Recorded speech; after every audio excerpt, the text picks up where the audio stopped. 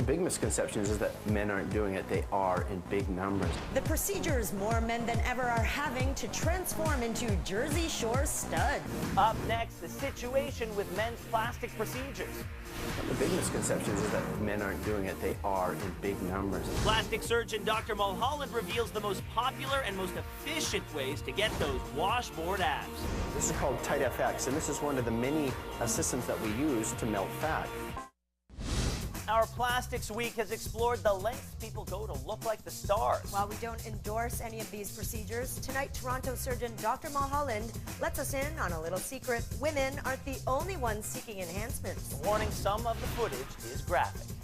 Well, we're talking men today. What are some of the biggest misconceptions with men and cosmetic procedures? One of the big misconceptions is that men aren't doing it. They are in big numbers.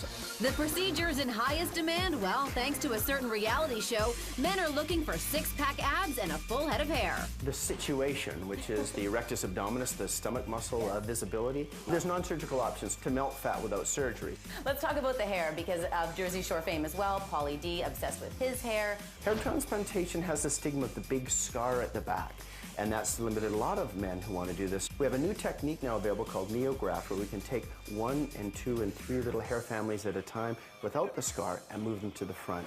So first up, to obtain that certain situation, Dr. Mulholland demonstrates a new non-invasive fat zapping technique. This is called TiteFX, and this is one of the many systems that we use to melt fat. This device delivers radio frequency energy, and it heats up the fat, and then there's a high voltage shock that actually kills the fat cell. So how many procedures would you need? It depends on the technology, but generally you need a number of procedures, between 4 and 8 procedures, and over 6 to 8 weeks we can melt 2 or 3 inches off a man's abdominal contour.